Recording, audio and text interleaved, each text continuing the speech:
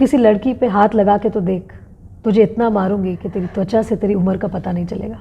Hi guys, this is Durga Chakravarti for INS TV. Today we have Bollywood's very own Mardani, Rani Mukherjee, talking about her upcoming film Mardani 2. Hi Rani. Hi. So I love the swans on your top. It reminds me of my daughter's top. Thank you. So you're competing with your own film Mardani, which did very well, and now Mardani 2, which will obviously be very well received by the audience because the trailer, we wanted to see more of it. Right. So how does it feel? Are you nervous? Are you jittery because you're competing with your own film? No, I would not say I'm nervous and jittery, but I would definitely say that I'm very anxious because I want to know what the audiences think of this film, because it's a film which is something which is very, very relevant in today's times. Yeah. It is a story that is resonating today, where everybody is angry, everybody has that frustration as to how things are moving around, that there are certain antisocial elements in our society that are creating a bad name for our country. So I think somewhere there is a disbelief that these kind of demonic events can happen, and such is the story of our film. It also touches upon the topic of juvenile criminals. So I think the film, whether it is received well or not received well, but at least there's going to be a conversation that is going to start revolving these crimes and revolving what needs to happen to the criminals who are committing this kind of horrendous crime. Also, you know, from Mardani to Mardani 2, how has Shivani Shivaji Roy evolved? I think Shivani has given a IPS exam, and now she's in Superintendent of Police. So though she's the same character, but she's definitely different, because the way she would tackle her work as a crime branch officer, she's completely different as a Superintendent of Police. So there is a certain change in her, which you'll see when you see the film. But her emotions, her basic character is the same. She's fearless, she is a no-nonsense cop, and she will do anything to get to the justice of the thing. Also, you overcame hydrophobia. So could you just walk me through that? You being a Bengali, you will understand how hyper our mothers are. So I think in childhood, my mum got really scared because she saw me in one of my swimming classes, and I was apparently about to drown, and I was saved. And then after that, she had this fear. She never let me go into the water. And because of that, I never learned how to swim. And then with time, I just got more and more anxious in water. So when the script came up, and when the talk of the underwater sequence came up, and I told my director, I said, my dear, you've written a fabulous script and I would love to do it, but there's only one bone of contention: I don't know how to swim. So how am I going to go ahead with the underwater sequence? And he said, Rani, it's a very integral part of the script. I would like you to do it. Can you please get this organized? And I said, okay. And then I finally had to undergo training, and through this film, I'm just so proud to say that I've overcome my fear of water.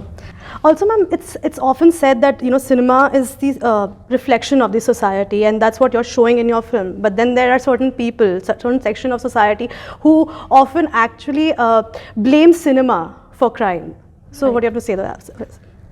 I think it is an ongoing debate that will keep happening, because at the end of the day, cinema is an entertainment medium, and sometimes because of the medium being so powerful, it is normal for people to think that it can make an impression, it can inspire youth. At the same time, it can also do the negative.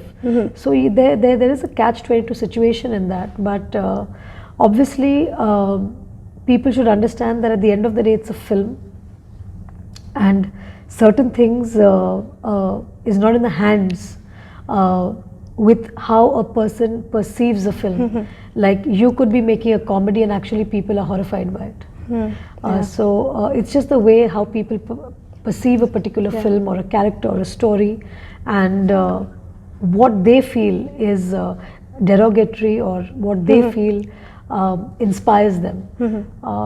I have in my career tried to do films where I have tried to portray strong women characters always, because somewhere I felt that even if I can make a small impact or inspire women in a positive way, it's great.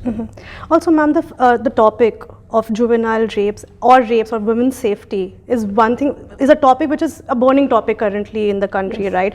Be it the Hyderabad case which just happened or the Unnao case which just took place. Another girl was raped and burnt alive. So, ma'am, would you say that India, like other voices, would you join the other voices who say that India is no more a safe country for women? You know, I would like to believe that I live in a country which allows us to talk and discuss these crimes as well. There are so many countries where crimes are kind of, covered up. Yeah. Today we are in a country where we can, with our voices, we can stand against things, we can talk against things that we don't approve of. So I would like to say that for few antisocial elements, we cannot blame a country of 50 Absolutely. crore people Yeah. or 50,000 crore people, because I feel that there are so many men who are good in our country. There are so many women who are good in our country. So just by few examples, you cannot say every country is facing this. Yeah.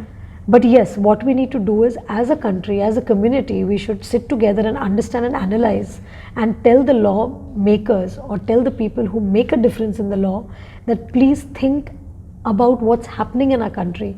More and more crimes have increased. Yeah. So what do we need to do? Do we need to get stricter punishment? Do we need to get stricter laws? Do we need to fast track the cases in court?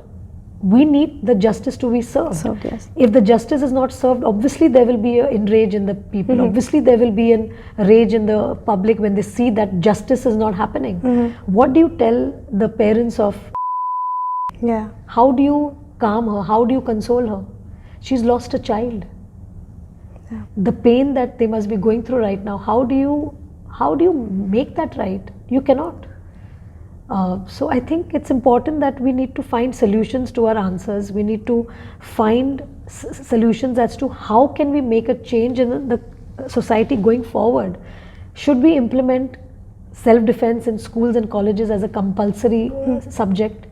Is that going to help? Is that going to help women feel empowered? Is that going to help boys who are learning self-defense with the girls to understand that we cannot take any chances with the girls because she will stand up for her own right? Because when girls and boys are growing up equally and they are growing up with the same kind of a education system, there will be equality. Are we talking about creating awareness in schools and colleges, having chats, telling people through shows, through internet where it's so strong that believe that you are strong? No woman is born weak. No woman is born with a belief. It is the belief system that is engraved in her upbringing.